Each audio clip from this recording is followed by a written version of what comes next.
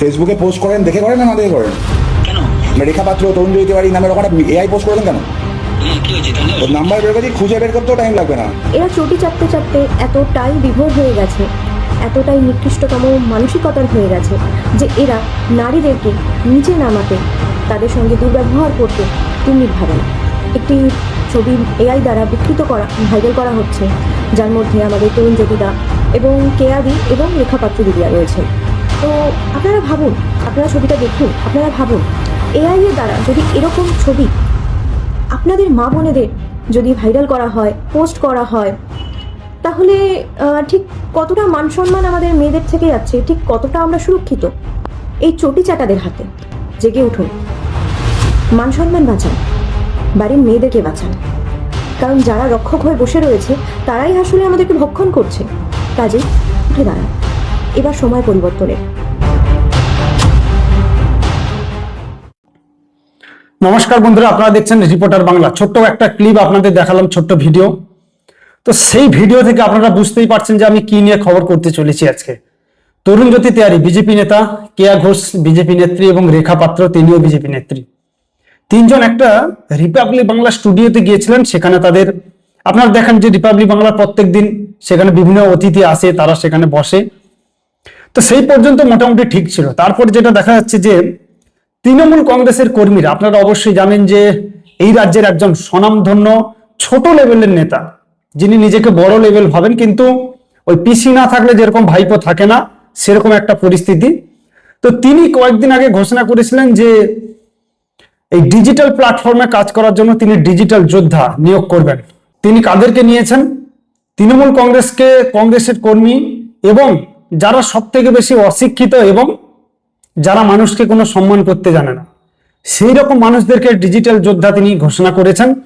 তো তারপর থেকে দেখা যাচ্ছে যে প্রত্যেকটা এরকম তৃণমূল কর্মী তারা কি করছে, তারা যারা বিরোধী নেতা নেত্রী রয়েছেন, বিশেষ করে নেত্রীদের এরকম প্রচুর এআই দিয়ে ছবি বানাচ্ছে এবং সোশ্যাল মিডিয়ায় পোস্ট করছে। এখন আপনি বলবেন যে এগুলো তো থানা পুলিশ করলে তো অবশ্যই তো তিনি গ্রেপ্তার হবেন। দেখুন, তরুণ জ্যোতি তিওয়ারি তিনি বিজেপি নেতা এবং সাথে তিনি আইনজীবীও। তো আর বিজেপি যাদেরকে নিয়ে এই কাজগুলো হয়েছে, আপনারা পুরো সম্পূর্ণ বিষয়টি অনেকেই জানেন। যারা জানেন না, আমি এক এক করে ছবি দিচ্ছি। তরুণ জ্যোতি তিওয়ারি তিনি তার ফেসবুক প্রোফাইলে শেয়ার করেছেন, আমি এক এক করে আপনাদের দেখাবো। কিন্তু তার মধ্যেখানে যে কথাটা আমি বলতে চাইছি আপনাদের, মানে আমাদের রাজ্যের কি পরিস্থিতি এই মুহূর্তে দাঁড়িয়েছে আপনারা বুঝতে পারবেন না। যে এই ডিজিটাল যোদ্ধা যেদিন থেকে ঘোষণা করেছে রাজ্যের ভাইপো, তারপর থেকে দেখা যাচ্ছে যে তৃণমূল কংগ্রেসের প্রত্যেকটা কর্মী তারা কি করছে, এই রকম নোংরা কাজগুলো বেশি করে করছে। এআই দিয়ে ছবি বানাচ্ছে, নোংরা ছবি, এবং সেগুলো সোশ্যাল মিডিয়ায় পোস্ট করছে। মানে সাধারণ বাড়ির মেয়েরা আজকে সত্যি কথা বলতে খুব আতঙ্কিত। যারা তৃণমূল করে সেটা আলাদা বিষয়, এবং আমরা এটাও দেখেছি যে তৃণমূল কংগ্রেসের এরকম প্রচুর কর্মী রয়েছে, তারা কি করছে, নিজেদেরই দলের মেয়েদের খারাপ ছবি বানিয়ে ফেসবুকে পোস্ট করছে এআই দিয়ে। মানে মান সম্মান কোথায় গেছে একবার চিন্তা করুন। একটা দল, একটা মানে সব থেকে, আমি যদি বলি পৃথিবীর মধ্যে সব থেকে খারাপ এবং নোংরা দল, সেটা হচ্ছে এই তৃণমূল কংগ্রেস। এরা প্রত্যেকটা জায়গায় প্রত্যেকটা পদে পদে কি করছে, মানে ভালো কাজ তো এরা কোনোদিন আজ পর্যন্ত করেইনি এবং ভবিষ্যতে করবে বলে আমার মনেও হয় না। এদের কাছে এখন একটাই অস্ত্র, এরা হচ্ছে মানুষকে খারাপ করানো। প্রত্যেকটা মানুষের কাছে সোশ্যাল মিডিয়া এখন প্রত্যেকে দেখে। তো সেখানে তাদের একটা এইরকম এই মুহূর্তে একটা কাজ হয়ে দাঁড়িয়েছে যে যারা বিরোধী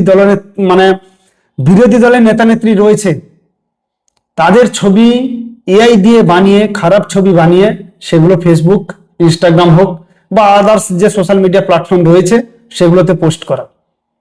এবং গতকাল আমরা এটাও দেখেছি যে তরুণ জ্যোতি তিওয়ারি তিনি এগুলো সোশ্যাল মিডিয়ায় দেওয়ার পর যিনি পোস্ট করেছেন তার ফোন নাম্বার জোগাড় করে যখন তাকে ফোন করেছেন, মানে যিনি পোস্ট করেছেন, যিনি দোষী, তিনি আবার হুমকি দিচ্ছেন। মানে উনি তো জানেন যে আমি টিএমসি করি, তা আমার হাতে পুলিশ প্রশাসন রয়েছে, আমার কে কি করবে। কিন্তু উনি জানেন না যে কি পরিস্থিতি ওনার হতে যাচ্ছে। শুধু উনি না, ওনার সাথে আরো তিনজন রয়েছে, তার মধ্যে একজন মহিলাও রয়েছে, আমি দেখলাম। তো তিনিও এইরকম পোস্ট করছেন। তো সবগুলোই যাবে জেলের মধ্যে, সবগুলোই যাবে এবং এর শেষ দেখে ছাড়বে। তার কারণ আপনারা হয়তো জানেন না যে এই জিনিসগুলো আমি যে শুধু তরুণ জ্যোতি তিওয়ারি, কেয়া ঘোষ বা রেখা পাত্র এদের নামে করেছে বলেই যে উনি অ্যারেস্ট হবেন তা নয়। এই জিনিসগুলো কতটা খারাপ এর কি আইন রয়েছে সেগুলো এরা কেউ জানেই না। সব থেকে বড় কথা, এরা শিক্ষিত হলে তো জানবে। তৃণমূল কংগ্রেসের 95%, আমি প্রত্যেকটা ভিডিওতে বলি, আবারও বলছি, তৃণমূল কংগ্রেসের 95%, শুধু 5% আমি যদি শিক্ষিত, 95% হচ্ছে পুরো অশিক্ষিত এবং নোংরা। সব থেকে জঘন্য রাজনৈতিক দলের তাদের কর্মীরা হচ্ছে এই তৃণমূল কংগ্রেসের কর্মীরা। মানে চিন্তা করতে পারবেন না যে কি পরিস্থিতিতে দাঁড়িয়ে আছে এই রাজ্য। দেখুন, রাজনৈতিক ভাবে পার্থক্য তো থাকবেই প্রত্যেকেরই। যার ভালো লাগে তৃণমূল করবে, যার ভালো লাগে সিপিএম করবে, যার ভালো লাগে বিজেপি করবে, যেটা যার ব্যক্তিগত ব্যাপার। এখানে তো কোনো কিছু কেউ তো জোর করে বলছে না যে তোকে ভাই টিএমসি করতে হবে, তোকে বিজেপি করতেই হবে, তোকে সিপিএম করতেই হবে, কেউ তো জোর করে কিছু বলছে না। যদিও তৃণমূল কংগ্রেস মানুষকে ভয় দেখায়, তো সেটা আলাদা বিষয়। কিন্তু তার মধ্যখানে এই কাজগুলো কেন আসবে? এই ডিজিটাল যোদ্ধা যবে থেকে ওই ভাইপো ঘোষণা করেছে, তারপর থেকে দেখা যাচ্ছে যে এইরকম একটা পরিস্থিতি হয়ে দাঁড়িয়েছে রাজ্যে। তাদের আমি প্রচুর নেতা নেত্রী দেখি যারা উঠতি নেতা নেত্রী, বয়স্করা নয়, যারা প্রবীণ, তাদের মধ্যে অনেকে রয়েছে ভালো, তারা কেউ কিছু বলছে না।